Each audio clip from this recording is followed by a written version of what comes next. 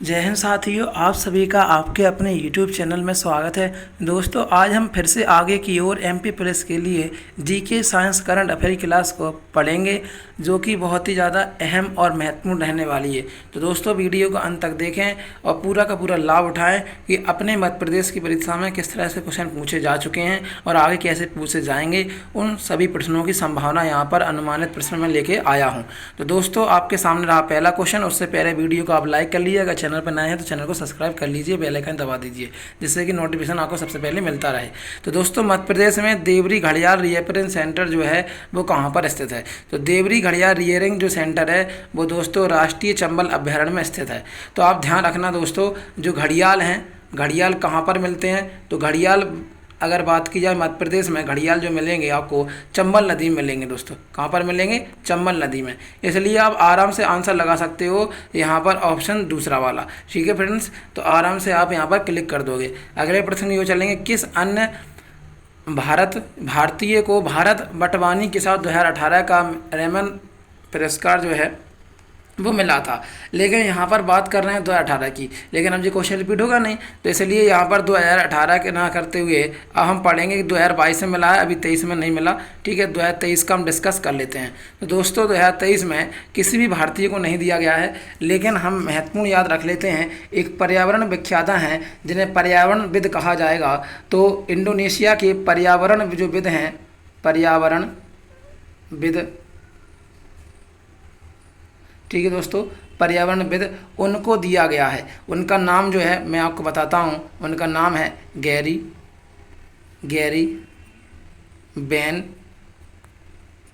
बेंचीघिब। क्या नाम है दोस्तों उनका?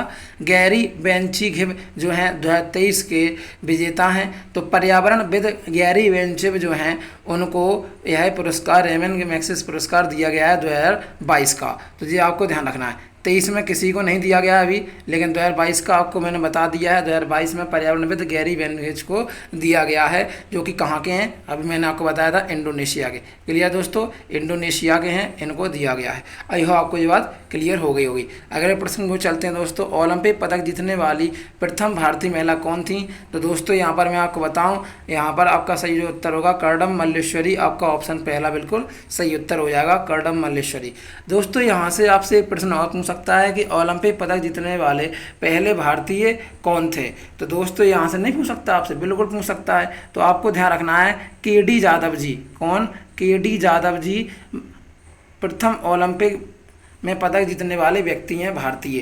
क्लियर दोस्तों, अगर मैं बात करूं कब जीता था उन्होंने, तो 1952 में जीता था। ठीक है, स्वतंत्रता प्राप्ति के बाद जो ओलंपिक में पहला गोल्ड मेडल पहला पदक जीतने वाले हैं वो हैं KD यादव जी। तो KD यादव जी ने 1952 को 1952 को यह पदक जीता था ओलंपिक में। क्लियर दोस्तों, अगर मैं बात करूं ओलंपिक समिति की, तो यहाँ से दोस्तों क्वेश्चन आपसे पूछ सकता है कि ओलंपिक की स्थापना कब हुई थी? तो दोस्तों, ओलंपिक की जो स्थापना हुई थी दोस्तों 23 जून 1894 को हुई थी। कब हुई थी दोस्तों? 23 जून 1894 को लुसाने स्विट्जरलैंड में हुई थी। कहाँ पर हुई थी दोस्तों? लुसाने स्विट्जरलैंड में हुई थी 23 जून 1894 को। दोस्तों, यहाँ से और क्या क्वेश्चन बन सकता है, तो मैं आपको बता दूं, यहाँ से आपसे पूछ सकता है IOC का पूर्ण रूप। ठीक है, अंतर्राष्ट्रीय ओलंपिक समिति। अंतर्राष्ट्रीय ओलंपिक समिति हिंदी में पूछेगा, इंग्लिश में इंटरनेशनल ओलंपिक काउंसिल, ये फुल फॉर्म हो जाएगा। और यहाँ पर एक अंतिम क्या महत्वपूर्ण क्वेश्चन बन सकता है, महानिदेशक। तो IOC के महानिदेशक कौन है वर्तमान में? तो दोस्तों, आपको मैं बता दूं, क्रिस्टोफ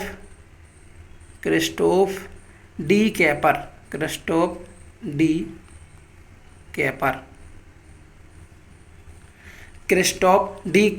कैपर जो हैं वो वर्तमान में महानिदेशक हैं। दोस्तों, अंतिम एक पॉइंट और क्या बन सकता है, अध्यक्ष। तो जो मुझे याद आ रहा है क्या क्या पूछा गया है वो मैं आपको यहाँ पर डिस्कस करके बता रहा हूँ कि IOC के वर्तमान में अध्यक्ष कौन है, इंटरनेशनल ओलंपिक काउंसिल के, अंतर्राष्ट्रीय ओलंपिक समिति के वर्तमान अध्यक्ष कौन है? थॉमस बाख। कौन है दोस्तों? थॉमस बाख। तो थॉमस बाख जो हैं वो यहाँ पर अध्यक्ष हैं। ठीक है, यहाँ से इतने सारे क्वेश्चन बन सकते थे, तो मैंने आपको संभावना बताई। अगला प्रश्न दोस्तों, मध्य प्रदेश में विदिशा क्षेत्र का नाम किस प्रसिद्ध सम्राट की पत्नी के नाम पर रखा गया है? तो विदिशा का जो नाम है वो सम्राट अशोक के नाम पर रखा गया है, ये आपको ध्यान रखना है। तो ऑप्शन आपका चौथा अशोक बिल्कुल सही उत्तर हो जाएगा। विदिशा में हेलियोडोरस स्तंभ किस भगवान को समर्पित हैं? तो विदिशा में हेलियोडोरस जो स्तंभ जो है वो भगवान विष्णु से संबंधित हैं या फिर भगवान विष्णु को समर्पित हैं। अगले क्वेश्चन की चलते हैं। सिंचाई बाढ़ नियंत्रण और बहुउद्देशीय परियोजनाओं का तकनीकी आर्थिक मूल्यांकन डैश द्वारा आयोजित किया जाता है दोस्तों। तो यहाँ पर सिंचाई बाढ़ नियंत्रण और बहुउद्देशीय परियोजना का तकनीकी आर्थिक मूल्यांकन डैश द्वारा आयोजित किया जाता है। तो दोस्तों आपका सही उत्तर हो जाएगा केंद्रीय जल आयोग, केंद्रीय जल आयोग द्वारा आयोजित किया जाता है। अगला, किस अनुसूची में संविधान द्वारा मान्यता प्राप्त भाषा का उल्लेख किया जाता है? तो दोस्तों किस अनुसूची में? तो आप अच्छे जानते हैं 8वीं अनुसूची में ये भाषा का उल्लेख किया गया है। दोस्तों थोड़ा सा 8वीं अनुसूची के बारे में हम डिस्कस कर लेते हैं। वर्तमान में 8वीं अनुसूची में 22 भाषाओं का वर्णन है। कितनी भाषाओं का वर्णन है? 22 भाषाओं का उल्लेख है या वर्णन है।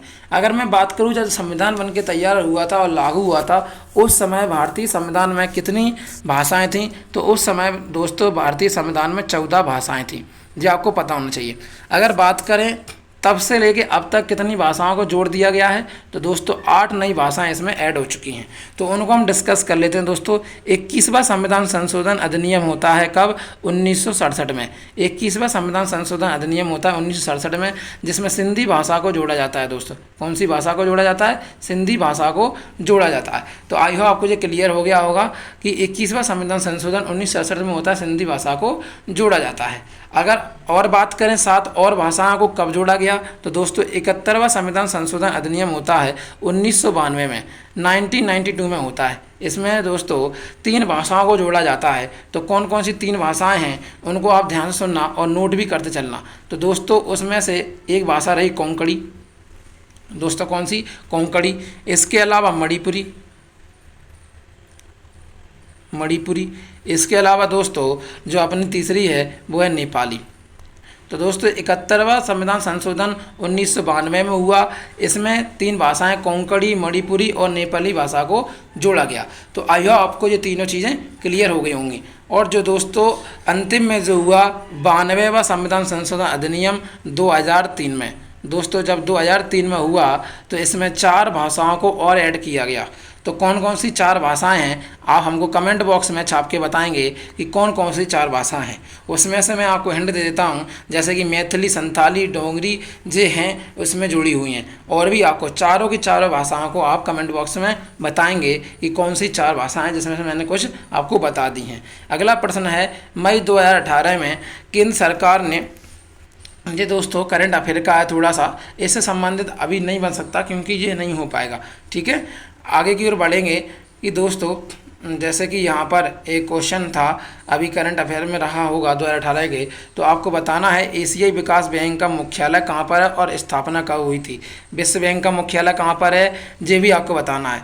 ठीक है दोस्तों, UNDP का मुख्यालय कहाँ पर है और साथ ही साथ यहाँ पर आप बताएँगे कि विश्व बैंक के हेड कौन हैं और एशियाई विकास बैंक के भी हेड कौन हैं। ठीक है दोस्तों, ये सारी इंपॉर्टेंट चीज़ें बात रहने वाली हैं। तो दोस्तों अगला प्रश्न है, 2016 में मध्य प्रदेश निम्नलिखित में से कौन से विभाग को बनाने वाला पहला भारतीय राज्य बना है? तो दोस्तों वो उत्तर हो जाएगा हैप्पीनेस, मतलब आनंद। आनंद आपका बिल्कुल सही उत्तर हो जाएगा। अगला, भोपाल, ग्वालियर, जबलपुर, इंदौर, उज्जैन और सतना के अलावा निम्नलिखित शहरों में से किसने मध्य प्रदेश में एकीकृत नियंत्रण और कमान केंद्र के माध्यम से निगरानी की जाती है? तो दोस्तों अगर बात करें कि इन सब के अलावा तो सागर भी है। तो ऑप्शन आपका पहला बिल्कुल सही उत्तर हो जाएगा, सागर। ठीक है, आगे की ओर बढ़ेंगे। संविधान का डैश अनुच्छेद राज्यपाल की नियुक्ति से संबंधित है? तो दोस्तों जो आपका सही उत्तर हो जाएगा 155 जो है राज्यपाल की नियुक्ति से संबंधित है। अनुच्छेद 155 ऑप्शन दूसरा बिल्कुल सही उत्तर हो जाएगा। अगर मैं बताऊं राज्यपाल बनने के लिए न्यूनतम कितनी आयु होनी चाहिए? तो दोस्तों न्यूनतम जो आयु होनी चाहिए वो 35 वर्ष की होनी चाहिए। राज्यपाल को शपथ कौन दिलाता है? तो दोस्तों राज्यपाल को राष्ट्रपति जी शपथ दिलाते हैं। तो ये आपको ये सारी चीज़ें अच्छे से याद रखना है। अगला प्रश्न जो है, मध्य प्रदेश में उस स्थान का नाम बताइए जहां युद्ध स्मारक शौर्य स्मारक का उद्घाटन किया गया था। तो दोस्तों यहाँ पर जो सही उत्तर हो जाएगा ऑप्शन तीसरा हो जाएगा भोपाल। तो भोपाल आपका इज द राइट आंसर।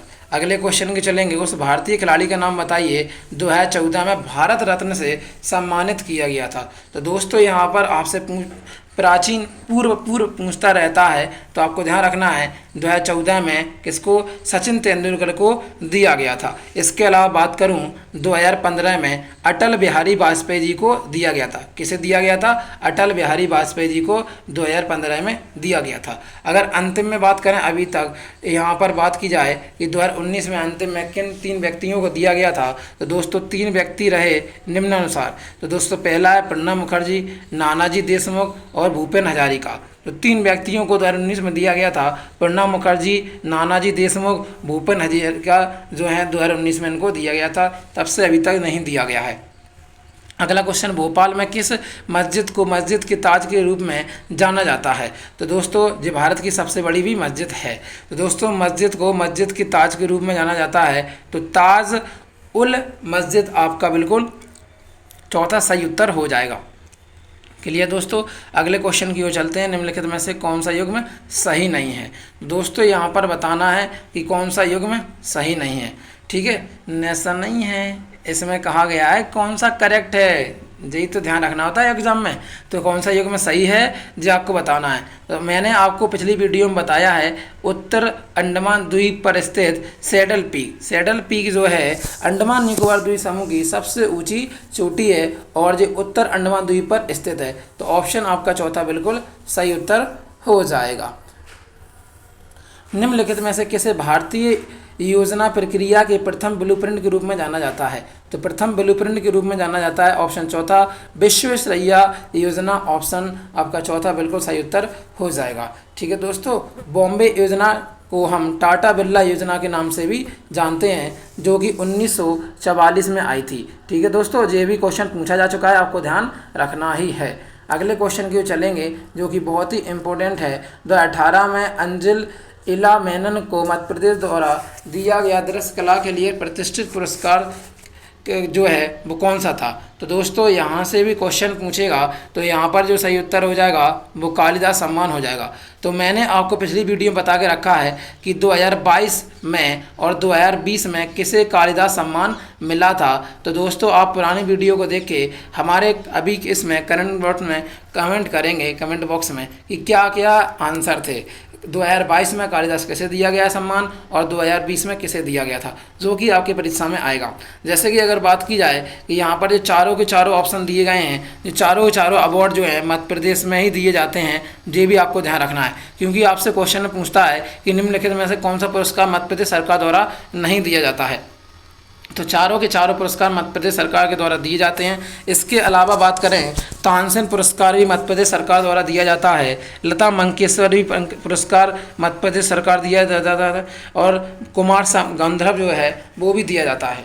तो आपको ये अच्छे से याद रखना है, लता मंगेशकर पुरस्कार, कालिदास, तानसेन, शिव सम्मान, इकबाल पुरस्कार, कुमार गंधर्व, मैथिली शरण गुप्त पुरस्कार, देवी अहिल्या पुरस्कार, महात्मा गांधी पुरस्कार, ये सारे पुरस्कार जो हैं वो मध्य प्रदेश सरकार द्वारा दिए जाते हैं। तो आई होप आपको ये सारी चीज़ें क्लियर समझ में आ गई होंगी, कौन कौन से पुरस्कार दिए जाते हैं। तो वीडियो में और आगे क्वेश्चन को देखते हैं, जो कि आपके लिए कौन कौन से और आगे।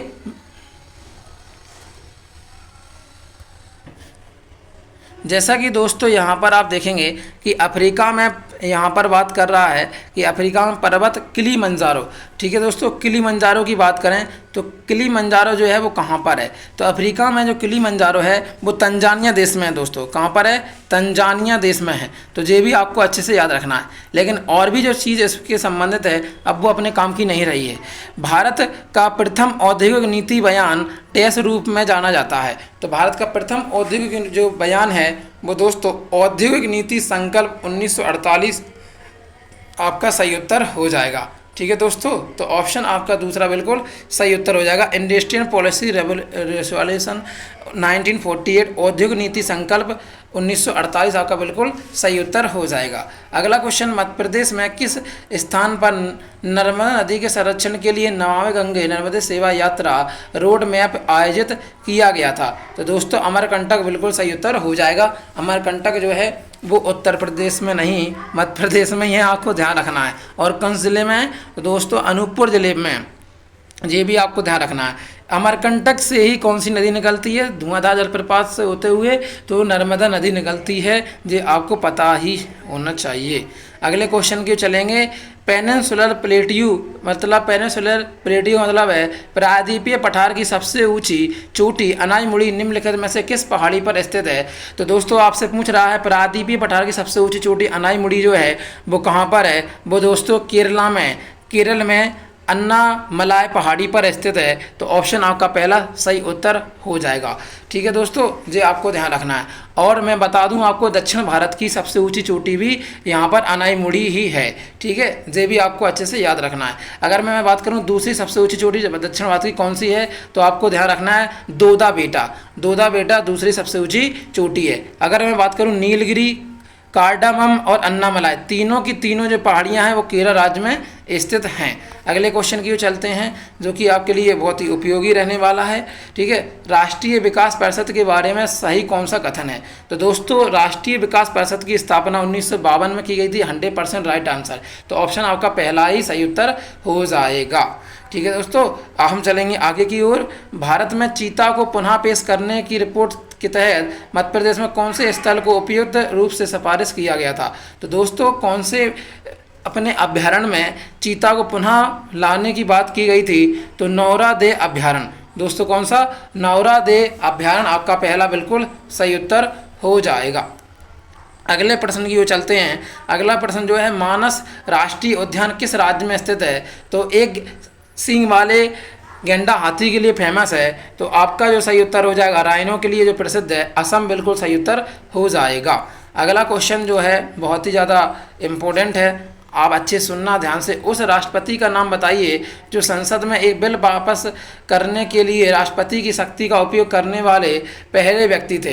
तो दोस्तों आपका सही उत्तर हो जाएगा ज्ञानी जेल सिंह, आपका बिल्कुल सही उत्तर हो जाएगा। जिन्होंने संसद में एक बिल पास करने के लिए राष्ट्रपति की शक्ति का उपयोग करने वाले पहले व्यक्ति थे। ठीक है, तो ऑप्शन आपका दूसरा बिल्कुल सही उत्तर हो जाएगा। अगला क्वेश्चन जो है, उन उस्ताद का नाम बताइए जिन्हें सम्मान में प्रतिवर्ष मेहर सतना में एक संगीत समारोह का आयोजन किया जाता है। तो ऑप्शन आपका तीसरा उस्ताद अलाउद्दीन खान आपका बिल्कुल सही उत्तर हो जाएगा।